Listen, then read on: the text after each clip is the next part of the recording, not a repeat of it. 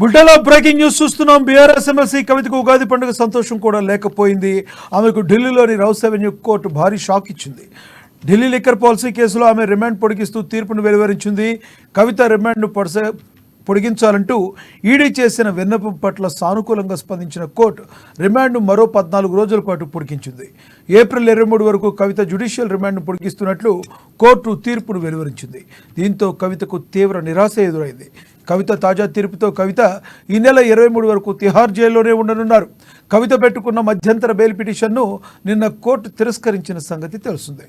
Liquor కేసులో కవితను మార్చి 15వ తేదీన ఈడీ అరెస్టు చేసింది. మార్చి 26వ తేదీ నుంచి ఆమె తిహార్ జైల్లో ఉంటున్నారు.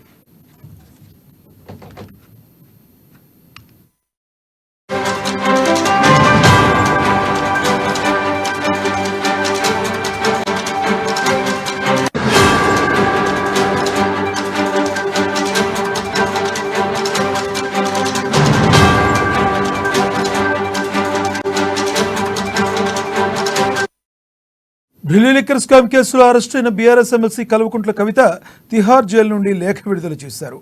కోర్టులో ఆమె చెప్పదలుచుకున్న అంశాలను 4 పేజీలతో కూడిన లేఖలో పేర్కొన్నారు. ఢిల్లీ లిక్కర్ స్కామ్ కేసుతో తనకు ఎటువంటి సంబంధం లేదని ఈ లేఖలో ఆమె స్పష్టం చేశారు. తనకు ఎలాంటి ఆర్థికపరమైన లాభం చేకూరట్లేదని క్లారిటీ ఇచ్చారు. ఈ కేసులో తాను బాధితురాలనని, లిక్కర్ కేసులో తనను బలిపశువు చేశారని ఆవేదన వ్యక్తం చేశారు. తాను తప్పు చేశాననడానికి ఈడీ వద్ద ఎలాంటి ఆధారాలు లేవని, 2.5 ఏళ్ల కేసు విచారణలో ఎలాంటి సాక్ష్యాలు లభించలేదన్నారు. ఈ కేసులో అరెస్ట్ అయిన ఇతర నిందితుల స్టేట్మెంట్తో తనకు అరెస్టు చేశారని ఆరోపించారు. ఈ కేసులో మీడియా ట్రైలర్ ఎక్కువ జరుగుతుందని, సిబిఐ ఈడీ ఇన్వెస్టిగేషన్ కన్నా మీడియా విచారణ ఎక్కువగా జరుగుతుందన్నారు. నా మొబైల్ నంబర్ను అన్ని ఛానల్లో వేసి నా ప్రైవసీకి భంగం కలిగించారని పేర్కొన్నారు. నా రాజకీయ పరపతిని దెబ్బతీసే విధంగా వివరిస్తున్నారని ఆవేదన వ్యక్తం చేశారు కవిత. ఇదే విషయానికి సంబంధించి మరింత సమాచారాన్ని మా హైదరాబాద్ బ్యూరో ప్రణయ్ అందిస్తారు. ప్రణయ్, చెప్పండి, కవిత ఇంకా మీడియా మీద ఆరోపణలు చేస్తూ ఉన్నట్టుగా కనబడుతుంది. ఇప్పటికీ కూడా కవిత తాను నిర్దోషిననే మాట్లాడుతున్నారు. ఎలా చూడాలి? థ్యాంక్ యూ లక్ష్మణ. ఖచ్చితంగా కూడా కవిత అరెస్ట్ కి సంబంధించిన నేపథ్యంలో మీడియా ఎక్కువ శాతం కూడా ట్రోల్స్ చేస్తుంది. తన నంబర్ కి ఏదైతే తన ఫోన్ నంబర్ ఏదైతే ఉందో దాన్ని మీడియా తమ టీవీ ఛానల్స్ లలో వేసి ట్రోల్స్ చేస్తున్నారని, రాబోతున్న తమ రాజకీయ భవిష్యత్ కి భంగం కలిగించే విధంగా కూడా తన ప్రైవసీని కూడా భంగం కల్పించే విధంగా మీడియా సంస్థలు వ్యవహరిస్తున్నాయంటూ కూడా బీఆర్ఎస్ ఎమ్మెల్సీ కవిత మండిపడ్డ సిచ్యువేషన్స్ కనబడతా ఉన్నాయి. ప్రస్తుతం ఉగాది పర్వదినాన కవితకు మళ్ళీ బిగ్ షాక్ తగిలిందనే చెప్పుకోవాలి. ఏదైతే ఆమెకు సంబంధించినటువంటి ఢిల్లీలో జరుగుతున్నటువంటి రెవెన్యూ కోర్టులో జరుగుతున్నటువంటి ఈ కేసుకు సంబంధించి ఢిల్లీ లిక్కర్ పాలసీ ఆమె రిమాండ్ ను పొడిగిస్తూ కూడా తీర్పు వెల్లడించిన పరిస్థితులు అయితే కనబడతా ఉన్నాయి. కవిత రిమాండ్ ను పొడిగిస్తూ ఈడీ విజ్ఞప్తి మేరకు మరొక 14 రోజుల పాటు కూడా రిమాండ్ లోనే ఉండబోతా ఉన్నారు. రిమాండ్ పొడిగింపుతో దాదాపు 14 రోజులు అంటే ఏప్రిల్ 23 వరకు కూడా ఆమె జ్యుడిషియల్ రిమాండ్ లో ఉండబోతున్న పరిస్థితులు అయితే కనబడతా ఉన్నాయి.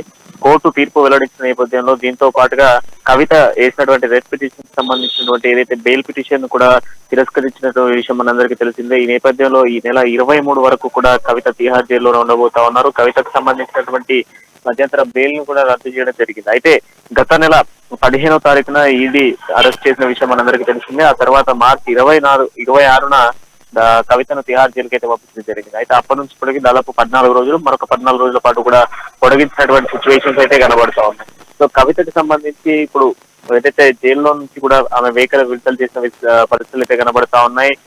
కోర్టు ఆమెను కావాలనే ఈ విధమైనటువంటి తీర్పులు ఇస్తున్నట్టు కూడా మండిపడుతున్న సిచ్యువేషన్స్ అయితే కనబడతా ఉన్నాయి. తనకు సంబంధం లేనటువంటి కేసుకు సంబంధించిన దాంట్లో తనను ఇన్వాల్వ్ చేస్తున్నారంటూ ఇటు మీడియా, ఈడీ, ఎన్ఫోర్స్మెంట్ డైరెక్టరేట్ తో పాటుగా సిబిఐ కావాలనే కక్షపూర్త చర్యలు చేపడుతున్నారని, ఎలాంటి ఆధారాలు లేకుండా లిక్కర్ పాలసీలో ఎలాంటి లావాదేవీలు జరపకుండా ఆర్థిక పరమైనటువంటి ఎలాంటి అంశాలలో నేను లేకపోయినా నాపై తప్పుడు కేసును ఆరోపిస్తూ 2.5 సంవత్సరాల నుంచి కూడా నన్ను ఈ విధంగా ఇబ్బందులు పెడుతున్నారంటూ కూడా ఎలాంటి సాక్ష్యాలు లేనటువంటి ఈడీ కూడా ఈ కేసుకు సంబంధించిన విషయంలో తన మొండి వైఖరిని చూపిస్తోంది. ఇదంతా కావాలని ఆరోపిస్తా ఉన్నారు నాపై అంటూ కూడా మండిపడుతున్న సిచ్యువేషన్స్ కనపడతా ఉన్నాయి.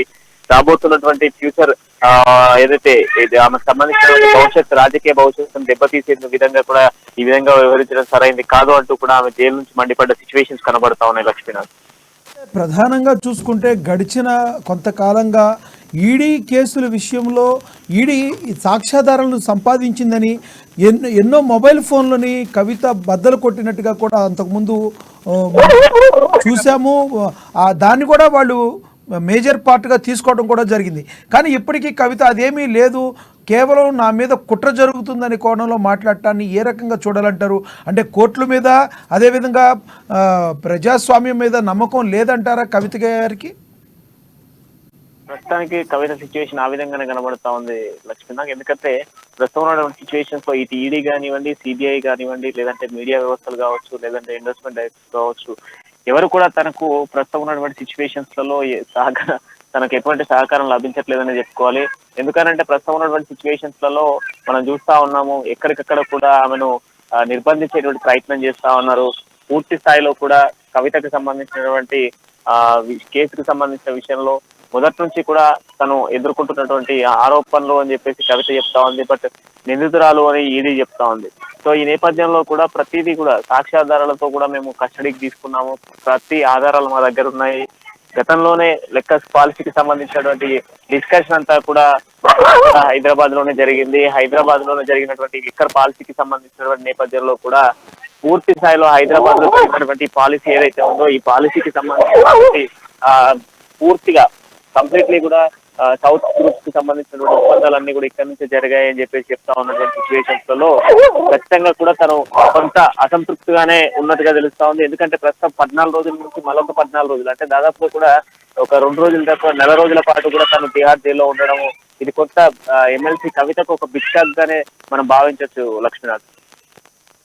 తర్వాత అయినా ఒకవేళ కవిత అప్లై చేసుకుంటే ఏ బేస్ మీద కవితకి బెయిల్ వచ్చే అవకాశం ఉంది? ఎటువంటి సిచ్యువేషన్లో బెయిల్ వస్తుంది, ఎటువంటి సిచ్యువేషన్లో బెయిల్ వచ్చే అవకాశం అప్పుడు కూడా ఉండకపోవచ్చు? ప్రస్తుతానికి ఉన్నటువంటి సిచ్యువేషన్స్ లో కవితకి ఏ రకమైనటువంటి బెయిల్ వచ్చే అవకాశాలు లేవు. నిన్నటి వరకు కూడా కొడుకు ఎగ్జామ్స్ ఉన్నాయి అన్నటువంటి నెపంతో కూడా బెయిల్ కోసం ప్రయత్నాలు కొనసాగించారు. ఈ నెల 16 నుంచి తన కొడుకు ఎగ్జామ్ కి సంబంధించిన వ్యవహారానికి సంబంధించి ఎగ్జామ్స్ ఉన్నాయి. ఎగ్జామ్స్ కి సంబంధించిన నేపథ్యంలో కూడా పూర్తి స్థాయిలో తనకు బెయిల్ మంజూరు చేయాలి. తన కొడుకుకి సంబంధించినటువంటి ఎగ్జామ్స్ అప్పుడు నేను ఖచ్చితంగా తల్లిగా నా బాధ్యత నిర్వహించాల్సినటువంటి కార్యక్రమాలు చాలా ఉంటాయి, ఖచ్చితంగా కూడా నేను అన్నటువంటి అంశాలని తను మెన్షన్ చేసిన విషయం మనందరికీ తెలిసిందే. ఈ నేపథ్యంలో కూడా కవితకు సంబంధించినటువంటి దాంట్లో బెయిల్ కి ఇప్పుడున్నటువంటి సిచ్యువేషన్స్ లలో ఒకవైపు ఈడీ విచారణ అంటుంది, మరోవైపు సిబిఐ తమకు మరొక విచారణకు టైం ఇవ్వాలి అంటూ కూడా సిబిఐ అడుగుతా ఉంది.